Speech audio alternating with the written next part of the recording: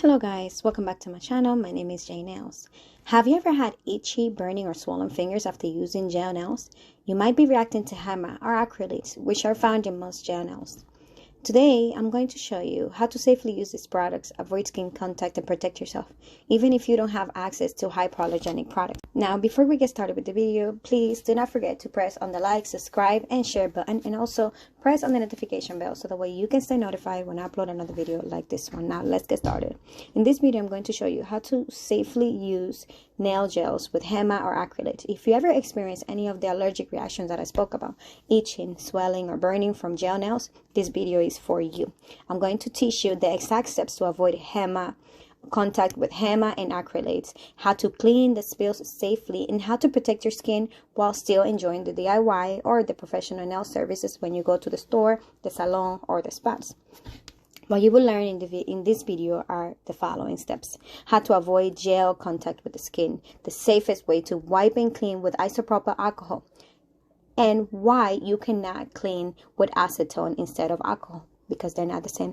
The must-have essentials to safely and safe nail application, how to clean bottles, the caps, brushes, and your workspace too, and why the no-wipe top coats are the safest and the best option for you instead of the ones with the inhibition layer.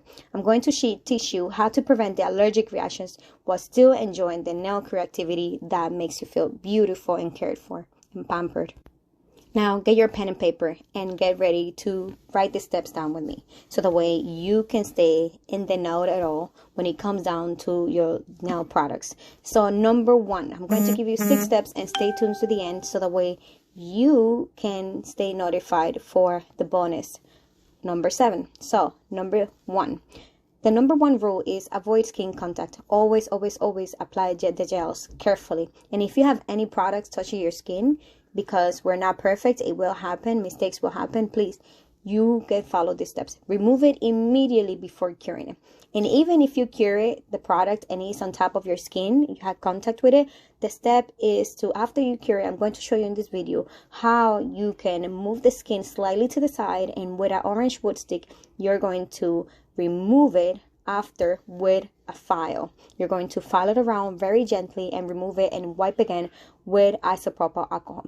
Number 2, use a lint-free wipe or strong paper towel like Bounty. You have to fold it and wipe with isopropyl alcohol at least 3 times. So that way you are not spreading the product further in your skin or in other products. Another thing, the reason why you have to use isopropyl alcohol and not acetone is because acetone will make the product get absorbed into your skin, and that's exactly what you want to avoid. And that's the reason why isopropyl alcohol is not the same thing as acetone. They work for different things, and isopropyl alcohol is the only thing that is going to remove this product and the HEMA away from your skin. For number 3, for corners or side walls of your nails, use a wooden orange stick to gently remove any gel before they cure. So I already spoke in number 2. After they cure, you're going to move it with an orange wood stick on the side. But then after that, before it cures, you have to remove the gels with an orange wood stick like I showed you just in the video. So number 4, after curing, use a proper nail cleaner to remove the sticky layers. Unless you're using a no wipe top coat, which cures dry and saves you that extra step, and that's why it's best to use a no wipe top coat, because it saves you the step of having to remove the sticky layer after you clean them. Now, there are a lot of proper nail cleaners. The one that you can use is number 1, isopropyl alcohol, but isopropyl alcohol will leave a kind of a dry texture after you clean with a top coat if you use the isopropyl alcohol sometimes. So not every top coat is okay to be cleaning it with isopropyl alcohol, so that's why you have to use a proper nail cleaner like the one that I have right here in the video I'm going to show you right now. The Semilec brand is a little bit expensive, but you can find a cheaper brand in AliExpress or Amazon. I always go for AliExpress because AliExpress have the items at a more cheaper level, but they're also high quality, and the same things that you find in Amazon, usually you find them in AliExpress, but for a fraction of the price. Now we're heading to number 5. Always keep your bottles, your brushes, and your caps clean. Wipe them with isopropyl alcohol after every service to prevent the sticky buildup. This doesn't mean that you are going to a service to have it done for you, but sometimes you may go to a spa, to a salon, or a walk-in salon, or even do it yourself. So you have to wipe them with alcohol after every time that you use them on yourself or to do somebody else. And so this is what will prevent yourself from spreading things to other products as you are touching things around. So now we're getting to number 6. If your hands or tools feel sticky, clean them right away.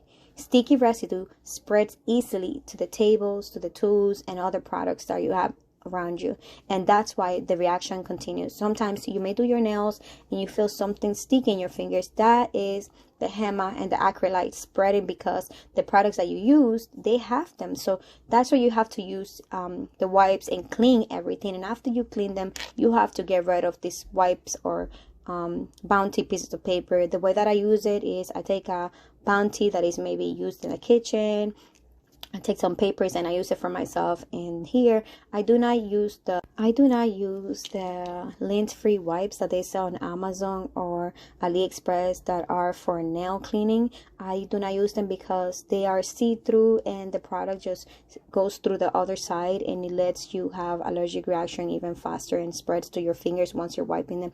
That's the reason why I'm saying using bounty or other bounty product that feels very tough and strong. That's the only way that you're going to avoid the product going through the wipes as you're wiping your fingers. As you can see right there in the video, I'm going to show you how I turn off the paper around, and I try my best to not have contact with the paper with my own skin. That's exactly what you have to avoid, so that way you can continue to use your product safely and not have to buy the hypoallergenic ones if you don't have the money at the moment, if you don't have the budget, because they are a little bit in the pricier side. Now this one is the bonus one, number 7. Lastly, always clean your workspace, the tools again, and even the bottles, so you don't carry allergens into your skin later on. So after you're done with the products, with the service, what you're done to yourself, you have to wipe again all your surfaces and all your fingers and wipe them again with another bounty piece of paper that is clean, and you're going to turn it around and keep wiping them. And yes, so that way you avoid the allergic products later to get you sick. So guys, these steps may feel tedious, but they are worth it. Whether you're a nail tech or doing the DIY at home, practicing the safest habits protects your skin, your nails, and your creativity, even if you cannot afford the expensive hypoallergenic products like I can't. To be honest, I don't have most of them, I have some. These precautions will help you keep you enjoying the nail art safely, and don't forget to don't give up on your nails, and you just need the right method to continue to do your nails. Now guys, whether you're in Cuba, the US, Europe, or anywhere else that you might be without easy access to hypoallergenic products, these tips will help you, and they can help you to have a safe DIY gel nail prep, and also you're going to stop the nail allergies that you continue to have. So guys, you can continue your nail journey without giving up on your passion. Now, before we end the video, please don't forget to press on the like, subscribe, and share button. And also don't forget to press on the notification bell so that way you can stay notified when I upload another video like this one. And also for more allergies nail safe tips and tutorials of how to stay